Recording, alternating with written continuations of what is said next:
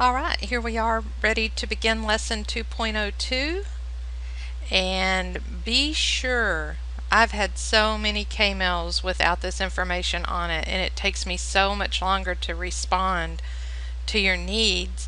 You need to give me your course number and section number.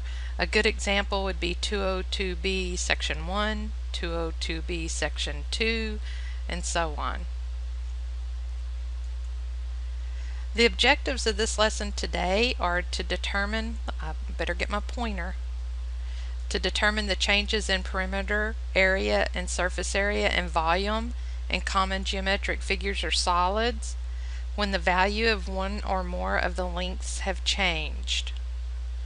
Another objective is to find the surface area to volume ratio of figures and to solve problems using the ratio of surface area to volume. And as you've got it, this is our main new term for the day is surface area to volume ratio. It's the ratio found by dividing the surface area of a solid by its volume. So your surface area is always on top, your volume's on bottom. Matter of fact, well, I don't think I can get my, let me see if I can get my bamboo pad over here right quick. Let me write an example of this. You'll always have, and we're going to see more of it later in the lesson. This is what it looks like as a fraction, because a ratio is a fraction. Surface area to volume ratio, and that's what it's going to look like as a fraction. Okay, ratios, let's review those. This is something you probably remember from junior high, and especially your freshman year in Algebra 1.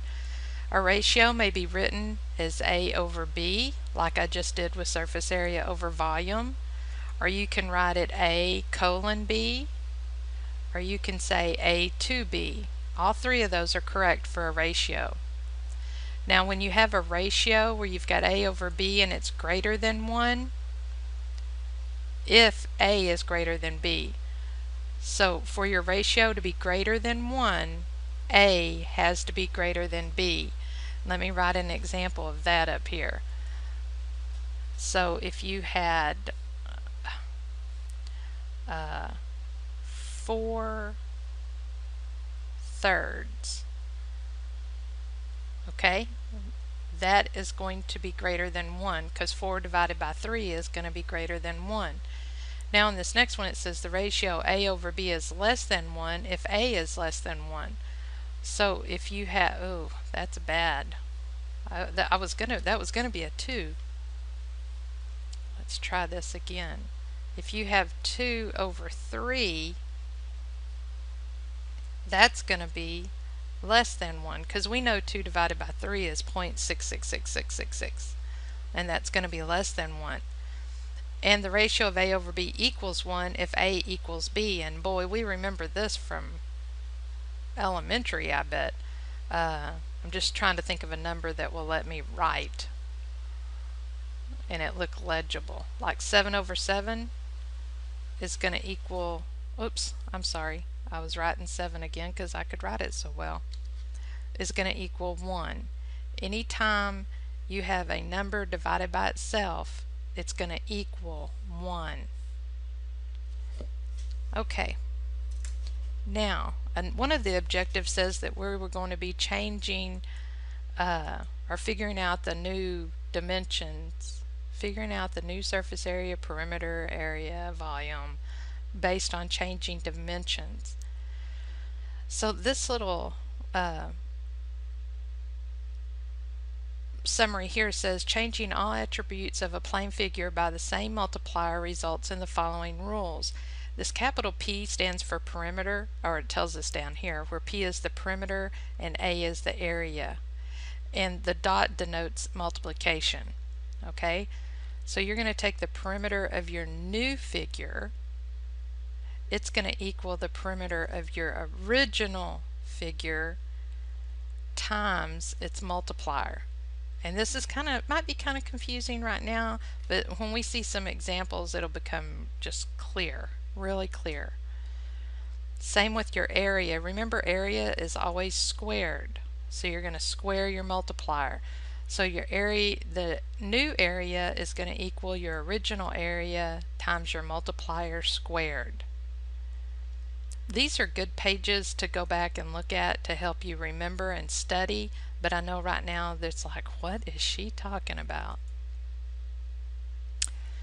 Now, if you are changing the attributes of a solid figure where S is the surface area and V is the volume, there again, remember your area is squared, your volume is cubed.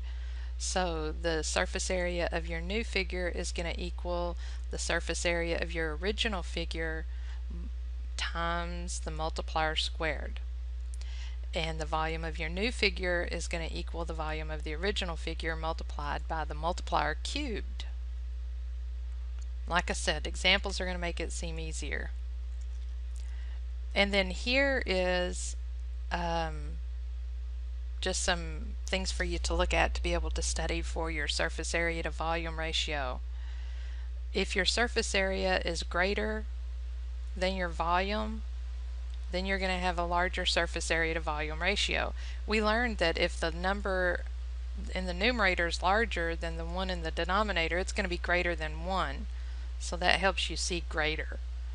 If the surface area is smaller than the volume, you're going to have a smaller surface area to volume ratio. So let's get to some examples, because that's going to make it all a lot clearer. It says a rectangle has a perimeter of 22 meters. See, perimeter. I like to go through and highlight, or underline rather. Normally it would be highlighting, but it's easier to underline in Blackboard than it is to highlight. Okay, so we've got a perimeter of 22 meters and an area of 28 square meters. Okay, that's our important information. It says if you double the length and keep the width the same, what is the area of the scaled up rectangle? Oh, okay, I'm going to double the length. I'm going to go ahead and underline that. I'm doubling the length, and I'm going to keep the width the same. And they want to know what is the area of the scaled up rectangle. Okay, we want to find out what the new area is.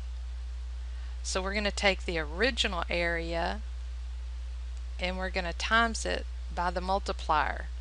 Now, what is the multiplier? Right here, where you see the word double, we know that double means 2, so we're going to plug 2 in for the multiplier. Let's see how this works. There we go. We had up here that 28 was the original area, and I said double meant 2, so we plugged 2 in for the multiplier, and we finished that out. Okay, notice that we didn't square this yet. The reason we didn't square it is because not all the dimensions changed. Okay? If we doubled the length and the width, then we would have squared the multiplier. Okay? But since we only doubled the length, we did not square the multiplier. Okay, let's see how it works with the perimeter. Excuse me. It says if you double the length and width, what are the perimeter and area of the scaled up rectangle? Okay, well, let's start off with the perimeter. We've got the new perimeter is going to equal the original perimeter times the multiplier. Okay, we know the multiplier is 2 because it tells us we're doubling the length and the width. Okay, and we know the original perimeter was 22, so that's where we got these numbers. 22 for the original perimeter, 2 for the multiplier, which goes with the word double. Okay, so 22 times 2 is probably going to give us about 44. So there's our new perimeter. Now remember, perimeter is one-dimensional, so you're never going to square it or cube it. Okay? Never, never, never. It's always going to be one-dimensional. Okay, now let's work on the area. Notice how they put the squared in here, because now we're doubling the length and the width. Remember, the original area is 28. The multiplier is doubled, so that means it's 2. So we're going to plug in those numbers. 28 multiplied by 2 squared. That'll give us our new area, which is 112. So it says the perimeter of the scaled up rectangle is 44 meters and the area is 112 meters squared. Okay, so the big thing that we need to remember there is if they only change the dimensions of the length, then you're not going to square it for area. But if they change the length and the width, then you will square it for area. And you're going to see a lot more examples like this. Maybe not now, but you're going to see more in your lessons. Alright, this one says find the perimeter and area of the regular hexagon shown if all the sides are doubled. Okay, we need to know what this is right here. That's going to help us find the area, but these are the sides they're talking about, 5 yards. So if all of the sides are doubled, that means everything's going to be 10, correct? Because 5 times 2 is 10. Okay, here's the perimeter of the original hexagon. Hexagons have 6 sides, 1, 2, 3, 4, 5, 6. Okay, right there, 6. And it has each of those sides measures 5 yards. So 6 times 5 is 30. There's our original perimeter. So our new perimeter is going to equal that original times the multiplier. Well, think for a minute. What's the multiplier? You have to read your problem. Okay? If you didn't highlight it before, you probably need to now. It says all the sides are doubled. So that means my multiplier is going to be 2. So I'm going to take my original perimeter multiplied by 2 is going to give me my new perimeter. Remember I said if we doubled this one side it would go from 5 to 10. Well, what is 10 times 6? 60. So see, it works. Okay, let's look at the area now. Our original area, I probably need to send you guys a tax chart showing you all the formulas for area, but this is the formula for finding the area of any polygon. Doesn't matter how many sides, this will work for all of them. Okay? So the formula is take 1/2 of A, the apothem, which, by the way, oops, let me get this one. Let me put this right here, and I'm going to type in equals A, and then in parentheses I'm going to put apothem. I know that's a weird word,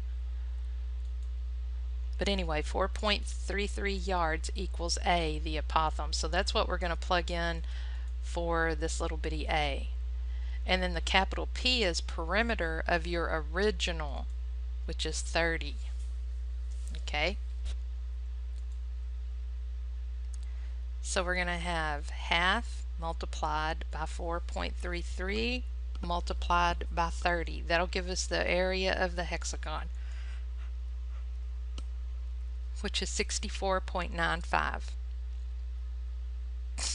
Now we're going to find out the area of the new hexagon if all the dimensions were doubled, or all the sides are doubled, excuse me. We're going to take the new is equaling the original multiplied by the multiplier squared. Since we're doubling all the sides and not just 1, 2, or 3, we're going to square it. So the area of the original was 64.95. It's being doubled, so that's where we get our 2, and then we bring down our square, and then we multiply that out. 259.8. So the perimeter of the scaled up hexagon is 60 yards and the area is 259.8 yards squared. Okay, let's see what this problem has. I tried to pick a lot of these because I know you got to wrap your mind around this concept. A rectangular prism has a surface area of 486 centimeters and a volume of 729 cubic centimeters. What is the volume if only the length of the original prism is reduced to 1/3 of its original side? Okay, what is the volume? Here, I better start underlining stuff. A rectangular prism has a surface area of 486 square and a volume of 729. If only the length of the prism is reduced to 1/3 of its original size. Okay, there, that helped me see it better. My multiplier is going to be 1/3. Okay, the volume of my original is going to be a 729. So I'm going to plug in those numbers. Now remember, I'm only changing one dimension, so I'm not going to cube my multiplier. So the volume of the new is going to equal 729 multiplied by 1/3. Go ahead and key that in your handy dandy calculator, and you get 243 centimeters cubed is the volume of the scaled down prism. Okay, now remember again, volume is your length times your width times your height.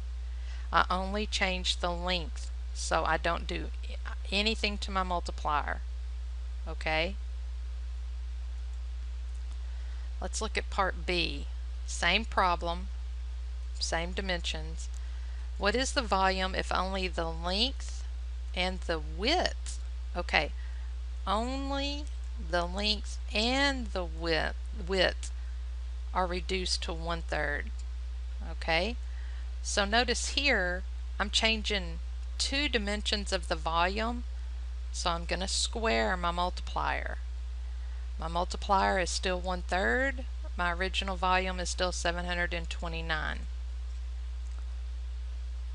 Notice how I'm squaring it because I'm changing the length and the width. And so the volume of the scaled down prism is 81 centimeters cubed. It's pretty wild, isn't it? Okay, now look at C. Now, by the way, let me go back to this one.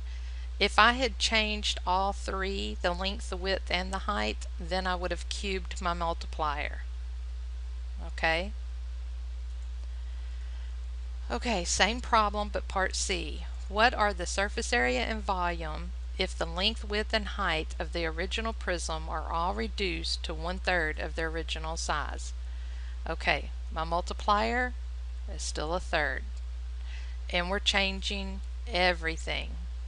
Okay?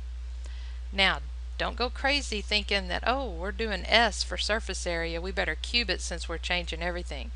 It doesn't matter. Surface area is always squared.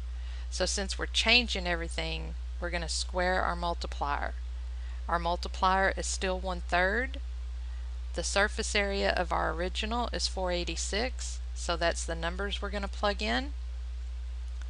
Oh, and don't forget squaring the multiplier. And when we key that in our handy dandy calculator, we get 54. So the new surface area is going to be 54 square centimeters. Now let's calculate the volume. Since we're changing all three dimensions, and remember volume equals length times width times height. Since we're changing all three, we're going to cube our multiplier. Again, our multiplier is 1/3.